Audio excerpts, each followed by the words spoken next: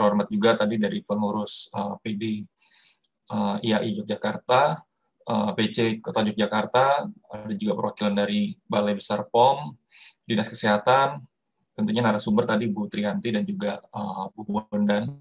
Selamat siang semuanya, semoga dalam keadaan sehat selalu.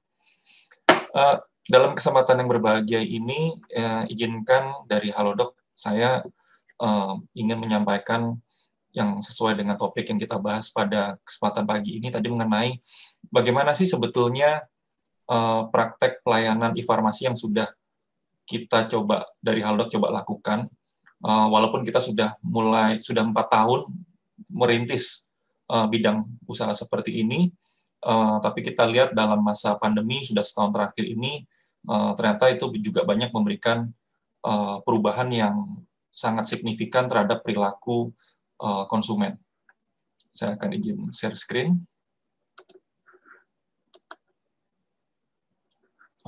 Sudah terlihat ya?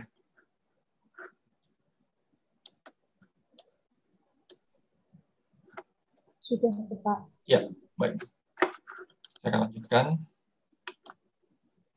Ya, kurang lebih ada 3 hal yang akan disampaikan dalam 30 menit ke depan ini. Pertama, pengaruh COVID terhadap telefarmasi, ya. Terus kemudian juga bagaimana teknologi selama ini kita juga sudah memberikan kontribusi untuk mempermudah akses terhadap kesehatan, dan juga tentunya implementasi e-farmasi yang telah kita lakukan. Secara singkat, sebetulnya Halodoc saat ini kita bisa mengklaim sebagai salah satu platform yang terdepan di Indonesia saat ini, dengan misi yang sebetulnya sangat sederhana. Kita ingin memberikan kemudahan akses kesehatan bagi seluruh masyarakat di Indonesia, yang tentunya konsepnya itu sangat berbeda dengan kebanyakan platform e-commerce atau marketplace yang ada saat ini. Jadi Halodoc sebagai platform yang kita sebut sebagai tech health company, tentunya bukan hanya bicara hanya sekedar menghubungkan antara pasien juga dengan sarana kesehatan, dalam hal ini adalah misalnya dokter, kemudian rumah sakit, dan juga tentunya apotek, tapi kita juga mengintegrasikan dengan pihak payers yang dalam hal ini asuransi, perusahaan, ataupun pembayaran secara mandiri oleh pasien. Jadi di sini kita memang mengembangkan satu platform yang memang selayaknya adalah sarana kesehatan, tapi bentuknya formatnya digital. Tadi juga sudah disampaikan bahwa yang mendorong tentunya kenapa kok literasi terhadap teknologi itu bisa sangat bagus, terutama dalam bidang kesehatan, karena adanya keterbatasan dalam hal tadi, antara rasio antara tenaga kesehatan dengan jumlah masyarakat. Kalau di sini kita lihat bahwa Indonesia termasuk yang bisa dikatakan rasio tenaga kesehatan dengan populasinya itu bisa dikatakan relatif rendah. Nah, dengan demikian tentunya pemanfaatan teknologi itu sangat membantu sekali. Kita juga bahkan bisa melihat bahwa mungkin sekitar 3 tahun yang lalu, bahwa keberadaan spesialis, dokter spesialis itu misalnya hanya tersedia di kota-kota besar. Tapi saat ini dengan adanya teknologi, kita bayangkan bahwa akses kepada dokter spesialis tadi itu bahkan saat ini bisa dinikmati oleh di seluruh area di Indonesia. Dan tentunya juga dengan adanya disrupsi-disrupsi di bidang teknologi, dalam hal ini misalnya untuk layanan pengantaran, apotek-apotek pun juga mengikuti perkembangan tersebut. Yang selama ini misalnya kita hanya taunya apotek sekitar gitu kan, sekitar rumah, atau mungkin kita tahu apotek yang hanya biasa kita kenal. Tapi dengan adanya akses teknologi, kita sekarang juga memberikan kesempatan kepada mitra-mitra apotek itu juga untuk berkembang. Kenapa? Karena apotek-apotek yang bermitra saat ini itu juga mendapatkan satu kesempatan yang sama untuk bisa melayani pasien-pasien di Indonesia. Nah, tentunya di sini tidak lepas dari dukungan pemerintah yang sudah tercermin dalam surat edaran persis tahun lalu di bulan April, yang juga mengatur sebagai aturan sementara yang mengenai telemedicine dan juga terhadap e-farmasi. Nah, di sini di masa pandemi kita tahu waktu setahun yang lalu di bulan Maret, April terjadi peningkatan dengan diberlakukannya PSBB ya, sehingga menyebabkan masyarakat tidak lagi bisa keluar rumah karena ya harus menjaga kesehatannya, sehingga mereka sekarang harus menemukan alternatif bagaimana sekarang masyarakat itu tetap bisa mendapatkan akses kesehatan. Jika tahun sebelumnya Halodoc juga hadir di rumah sakit dalam hal memberikan layanan pengantaran obat, tapi tiba-tiba dengan diberlakukan PSBB, jumlah antrian di rumah sakit menjadi drop, menjadi sangat turun. Nah, semuanya beralih menjadi yang tadi ke arah telemedicine. Bagaimanapun juga pasien-pasien yang tadinya takut ke rumah sakit tetap bisa mendapatkan akses, baik itu untuk konsultasi dengan dokter ataupun untuk mendapatkan obatnya dengan keberadaan teknologi. Dan kita juga melihat satu fenomena yang menarik tahun lalu di aplikasi, bahwa terjadi peningkatan bisa sekitar 300% itu untuk mental health. Jadi ternyata bagaimana dampak COVID ini juga mempengaruhi peningkatan untuk kategori segmen kesehatan tertentu, di mana hal ini terjadi di 3 kota besar seperti Jakarta, Jawa Barat, dan juga Jawa Timur, yang memang kita tahu kota dengan terdampak yang paling signifikan, sehingga juga mempengaruhi kondisi mental masyarakat.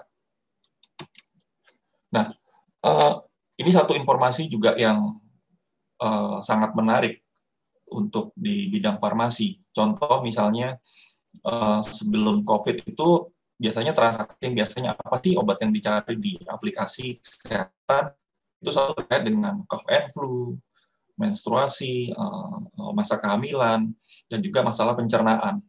Tapi dengan di masa pandemi tahun lalu, tiba-tiba ada satu kategori vitamin suplemen ini tiba-tiba meningkat. Kenapa? Karena berkat teknologi juga, banyak sosial media, banyak WhatsApp grup yang saling berbagi informasi, tiba-tiba kesadaran orang untuk lebih preventif terhadap untuk menjaga kesehatannya meningkat. Nah, itu sehingga yang tadinya banyak obat batuk dan flu, tiba-tiba yang sangat meningkat, sangat tinggi di sini adalah kategori vitamin dan suplemen. Dan tentunya juga diikuti masalah pencernaan. Memang ya kalau secara teorinya kemungkinan sih masalah lambung ini tentunya mungkin berkaitan juga dengan masalah stres gitu ya, dengan juga sehingga mempengaruhi kondisi lambung dari masyarakat. Tapi yang menarik adalah kategori kesadaran masyarakat untuk bisa mencari atau menjaga kesehatan itu menjadi sangat tinggi.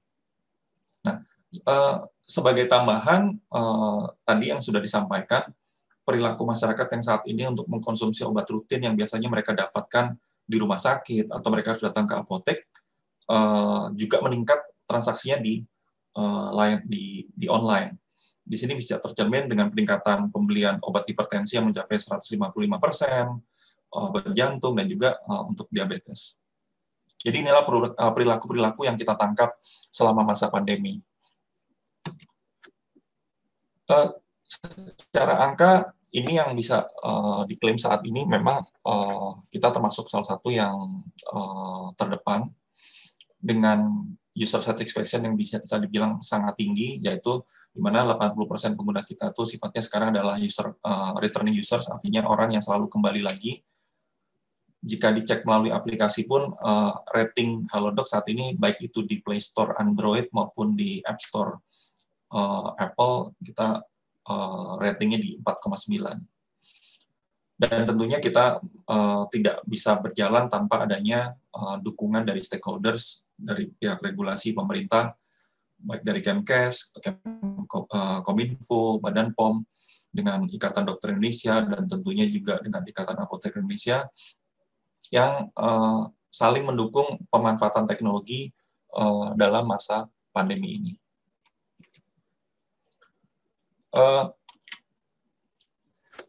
Salah satu breakthrough juga yang kita sempat luncurkan tahun lalu adalah bagaimana kita juga memberikan layanan drive-thru untuk melakukan tes COVID. Ya, kita tahu bahwa karena ya masyarakat cenderung takut untuk pergi ke sarana kesehatan dan hal ini rumah sakit. Tapi dengan tersedianya layanan drive-thru ini merupakan satu solusi juga untuk memberikan kenyamanan di mana masyarakat hanya bisa tetap melakukan tes tanpa harus datang ke satu ruangan, tapi bisa dilakukan di kendaraannya, baik itu kendaraan roda 4 maupun roda 2. Jadi ini satu layanan yang kita bisa dibilang mungkin yang breakthrough juga tahun lalu untuk melakukan tes COVID. Dan dilanjutkan juga diawali di awal tahun ini ketika pemerintah juga sudah melakukan yang namanya layanan vaksinasi bagi lansia, yang kita tahu dalam beberapa kesempatan Halodoc juga bekerja sama dengan pemerintah di sini memberikan layanan vaksinasi untuk lansia secara drive-thru. Mungkin kalau di daerah istimewa Yogyakarta saat ini sudah tersedia juga layanan vaksinasi lansia di Sleman, ya, di Prambanan. Ya di situ tentunya memberikan satu pengalaman sendiri tadi, artinya tidak perlu antri yang harus keluar dari ya artinya dalam lingkungan yang bisa dibilang terisolasi. Karena apa? Karena dilakukan di kendaraannya masing-masing ataupun di kendaraan roda 2-nya. Seperti itu. Nah, dari Kemkes tentunya dan BPOM kita juga melakukan istilahnya penyelarasan ya. Artinya tujuannya apa sih? Kenapa kok kita melakukan telefarmasi? Bahwa yang dari pihak regulasi selalu ingatkan kepada pemain seperti Halodoc dan juga beberapa pemain lainnya bahwa dalam meningkatkan akses tetap harus mempertimbangkan seperti tadi yang sudah disampaikan untuk harus melindungi masyarakat, bagaimana menjamin keamanan dan juga mutu layanan yang seperti halnya tetap mendapatkan ketika mereka mendapatkan layanan itu secara offline. Saat ini dengan Badan POM yang sudah dilakukan, selain tadi yang sudah disampaikan ada peraturan BPOM nomor 8, dengan BPOM pun juga harus memiliki satu komitmen, istilahnya adalah untuk melakukan pengawasan terhadap produk-produk yang tersedia ataupun yang dilayani di aplikasi. Yang pada intinya adalah mengatur apa yang harus dilakukan dan apa yang kita tidak bisa lakukan. Jadi secara singkat, dalam berjalannya waktu, Halodoc itu selalu berupaya untuk berkonsultasi tentunya dengan pihak regulasi, jangan sampai teknologi cuma sekedar memberikan disrupsi gitu ya, artinya hanya sekedar memberikan satu fenomena digital, tapi tanpa melihat pakem aturan-aturan yang seharusnya jangan sampai nantinya pada akhirnya bisa berdampak merugikan terhadap keamanan pasien. Nah, salah satu contoh juga terlepas dari kondisi di masa pandemi, bahwa yang selalu menjadi landasan ketika kita ingin memberikan satu layanan adalah bagaimana kita ingin yang namanya menyelesaikan masalah yang dihadapi oleh pasien. Kita ambil contoh dalam hal ini di rumah sakit, jika pada saat itu ya sebelum masa pandemi kurang lebih satu pasien itu bisa membutuhkan waktu 4 jam, mulai dari mereka berangkat ke rumah sakit, terus kemudian juga antri di polikliniknya, kemudian belum lagi untuk pembayaran, antri obat, dan juga akhirnya kembali ke rumah. Sementara dengan adanya layanan digital, semuanya bisa disederhanakan hingga bahkan bisa 35 menit. Karena mungkin konsultasinya selama informasi lengkap, gambar foto yang diberikan juga cukup jelas, dan kita juga bekerja sama dengan banyak apotek sehingga tidak perlu menunggu hingga berjam-jam, tapi bisa diantarkan dalam waktu 1 jam. Yang rata-ratanya kita saat ini bisa bahkan di 35 menit. Nah, satu kunci jika tadi sesuai judul adalah peluangnya bagaimana, ya kan? Jadi yang kita depankan bukan dulu kepada solusi atau fiturnya, tapi yang selalu kami lihat adalah apa dulu nih permasalahannya. Nah, di bidang farmasi, apotek, kita ngelihat satu pain yang pertama adalah terkait dengan accessibility. Kita tahu bahwa bagaimana ada case di mana ketika pasien datang ke satu apotek, oh mungkin produknya tidak tersedia, sehingga dia harus mencari di apotek yang lain, harus commute lagi, berpindah lagi ke lokasi yang lain untuk mendapatkan obatnya. Belum juga terkait tadi kecepatan misalnya, karena ya butuh waktu untuk berpindah dari satu lokasi ke lokasi yang lain. Belum lagi untuk melakukan antrian ketika di satu sarana itu relatif ramai. Gitu. Yang kedua, pain dari sisi customer adalah dalam hal kemudahan. Bagaimana tadi juga disampaikan bahwa cenderung yang bisa dibilang yang sepuh itu kan memiliki kendala ya tadi harus antri di rumah sakit lama. Nah, bagaimana teknologi ini sebetulnya juga bisa membantu mengurangi terjadinya proses antrian, tapi dengan tetap menjaga kepatuhan atau compliance. Nah, problem ketiga yang kita tangkap adalah dalam hal affordability. Bagaimana juga dengan teknologi itu harusnya bisa membuat akses obat akhirnya bisa lebih terjangkau. Yang keempat yang kita ingin tangkap juga, yang juga seringkali dihadapi oleh pasien adalah kepatuhan, di mana sudah dapat obat tapi kemudian entah lupa mengkonsumsi atau lupa untuk melakukan refill, sehingga akhirnya adherence atau kepatuhan untuk minum obatnya menjadi terhambat.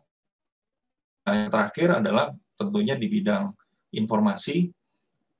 Ini yang tentunya harus ditangkap bahwa kalau dalam e-farmasi ini tidak bisa disamakan dengan layanan yang ada di kebanyakan marketplace yang tersedia saat ini. Oh, hanya saya pilih produk, saya bayar, dan saya terima. Tidak bisa dianggap seperti itu. Untuk layanan e-farmasi tentunya informasi ini dikedepankan. Kami juga masih banyak hal yang perlu diimprove. Tentunya karena kita juga seringkali menangkap misalnya dari pasien yang kemudian memberikan komplain keras ke Halodoc. Kenapa ketika dia terima obat kok tidak ada etiketnya? Nah, ini tentunya satu PR di mana di tim kami harus terus berupaya melakukan edukasi nih, bahwa apotek-apotek ini harus tetap menyediakan layanan farmasi yang sebagaimana mestinya ketika pasien itu datang secara langsung ke apotek. Jadi bukan berarti, oh kalau yang namanya online, ya sudah, produk diserah terimakan, kemudian selesai. Tidak seperti itu. Nah, implementasinya seperti apa? Nah, tadi yang sudah disampaikan bahwa kita bukan hanya fokus di bidang perdagangannya saja, tapi kita juga harus melihat pakem-pakemnya.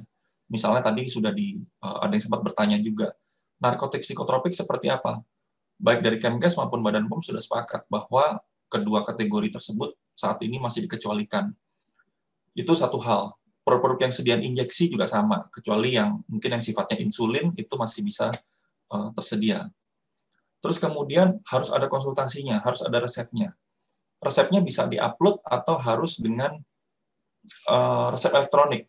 Bisa dua-duanya, tapi dalam hal ini kebetulan dalam ekosistem Halodoc yang paling banyak adalah penggunaan resep elektronik. Kenapa? Karena dengan resep elektronik itu resepnya lebih mudah terverifikasi. Pertama, resep itu punya masa berlaku. Jadi misalnya dokternya hanya mengatakan, oh resep ini hanya berlaku untuk 3 hari atau hanya untuk 7 hari. Maka setelah 7 hari, dia sudah nggak bisa lagi digunakan. Atau misalnya resep iternya cuma boleh 3 kali atau 2 kali. Maka setelah 3 kali, dia tidak bisa lagi digunakan. Tapi kalau hanya yang sekali, setelah digunakan, ya sudah, dia tidak bisa lagi menggunakan resep elektronik tersebut. Nah, kemudian dialokasikan ke apotek-apotek, mitra apotek yang bekerja sama saat ini. Nah, di sini disampaikan bahwa apoteker yang di apotek ini wajib nih memberitahu kepada mitra pengantara, dalam ini misalnya dengan Gojek. Harus disampaikan bahwa Pak, ini yang diantarkan obat. Walaupun sudah diberikan kemasan kantong plastik, tapi ini jangan ditenteng, ini harus masuk ke tas. Nggak boleh terkena matahari langsung. Terus kemudian kalau sediaannya cairan atau botol, benar-benar disimpan, jangan sampai pecah atau bocor di pertengahan jalan, seperti itu. Dan tadi, etiketnya ataupun apoteker juga bisa menghubungi pasien, karena di situ ada nomor telepon yang bisa dihubungi untuk memberikan penjelasan mengenai tata cara penggunaan produk tersebut. Jadi pada dasarnya teknologi itu sebagai fasilitator saja, tapi bukan berarti menghilangkan peran layanan informasi di apoteknya masing-masing. Jadi seperti tadi nih, verifikasi resep, itu tetap merupakan tanggung jawab apoteker di apotek masing-masing. PIO-nya juga sama, seperti itu. Jadi teknologi hanya sebatas memberikan fasilitasi, tapi kita juga perlu berkolaborasi tadi dengan mitra-mitra apotek untuk memastikan layanan berjalan. Sehingga inilah yang membedakan antara aplikasi e-farmasi dengan marketplace kebanyakan yang menjual barang-barang konsumer. Demikian.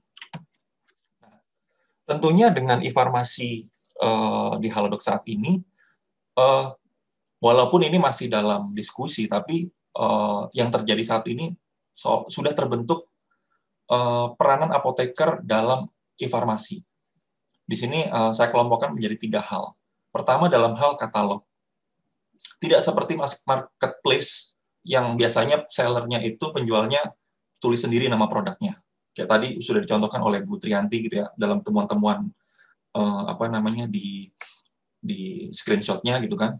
Itu masing-masing merchant punya penamaan berbeda-beda atau bahkan mengakali karena supaya produknya itu bisa dijual. Nah, di Halodoc tidak bisa seperti itu. Apotek hanya bisa menjual produk yang memang sudah terdaftar di BPOM.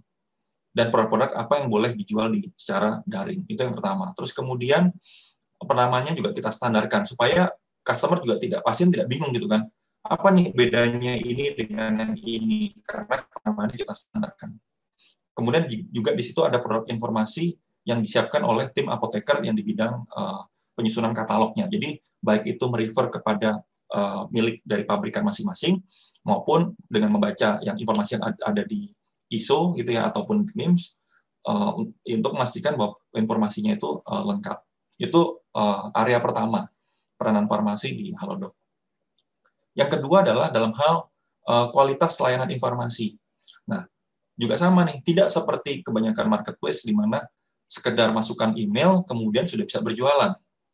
Nah, untuk bergabung dengan Halodoc ini, mitra apotek itu harus melewati serangkaian proses onboarding, mulai dari pengisi formulir, melengkapi SIA, SIPA, STRA gitu ya. Itu wajib disertakan, bahkan termasuk juga foto apoteknya, sehingga jangan sampai nanti yang disubmit ini ternyata apotek fiktif atau bisa dibilang apotek bodong gitu ya. Nah, jadi memang harus melewati serangkaian proses, sehingga tidak bisa langsung. Dan kemudian ada trainingnya. Bagaimana? Ya tadi, memastikan bahwa, oh ini bukan cuma sekedar dagang obat biasa, tapi memastikan layanannya itu berjalan. Dan juga tentunya untuk mendapatkan, memberikan feedback kepada rekan-rekan apotek yang sudah bergabung. Misalnya, contoh, kita menginformasikan, produk apa nih yang sebaiknya disediakan, terutama kemarin dalam masa pandemi itu, ternyata banyak masyarakat yang mencari produk ini. Nah, ini kita sampaikan nih kepada mitra-mitra apotek untuk mereka menyediakan produk-produk tersebut supaya aksesnya jadi lebih banyak lagi seperti itu. Nah, peranan yang ketiga adalah dalam hal terkait dengan monitoring transaksi. Maksudnya monitoring transaksi ini seperti apa? Ya tadi di Halodoc pun ada apoteker yang misalnya tadi untuk fitur upload resep. Nah, bagaimana resep ini diverifikasi? Kalau informasi dalam resep itu tidak wajar, misalnya nama dokternya tidak jelas, maka dia tidak bisa dilayani. Atau mungkin kuantitinya kok salah nih. Mungkin ketika penulis resep elektronik, seringkali dokter pun juga bisa jadi terjadi kesalahan nih. Karena misalnya satuannya dalam bentuk strip, tapi yang ditulis dalam bentuk, harusnya dalam bentuk tablet, tapi instruksinya dalam strip, sehingga mengakibatkan obat yang diterima atau yang dipesan jadinya tiba-tiba kok banyak, kok bisa butuh 5 strip. Kalau 5 strip kan bisa jadi 50 tablet, padahal yang dimaksud sebetulnya hanya 5 tablet. Jadi itu ada peran apoteker yang tentunya selalu mengawasi transaksi-transaksi yang tidak wajar. Termasuk kok misalnya pasien ini cenderung ordernya berulang kali ya, ada apa nih? Nah, itu juga menjadi satu warning. Terus menjaga service level, bagaimana tadi kalau misalnya obat itu harus diantar dalam 1 jam, memang benar-benar bisa dikirimkan sesuai waktu. Dan yang penting adalah sebagai platform, sebagai penyedia aplikasi kesehatan, kami menyediakan yang namanya layanan complaint handling yang tersedia 24 jam. Dan kita memang ada apoteker yang standby 24 jam untuk bisa melayani problem-problem atau pertanyaan dari customer. Jadi ini adalah membuka satu peluang bagaimana peranan apoteker di bidang e-farmasi sebagai penyelenggara di luar fungsi pelayanan yang saat ini sudah ada di masing-masing apotek. Seperti itu. Nah, mengenai gambaran alur yang ada di aplikasi Halodoc saat ini, di mana ketika konsultasi mendapatkan resep digital, terus kemudian jika saat itu ya, ini case-nya kebetulan waktu itu ada di rumah sakit, di mana atau di klinik obatnya bisa diambil langsung, atau jika memang untuk mau diantar ya berarti tinggal ditebus obat resepnya, kemudian bisa ditunggu di rumah. Jadi tanpa harus menunggu di rumah sakit.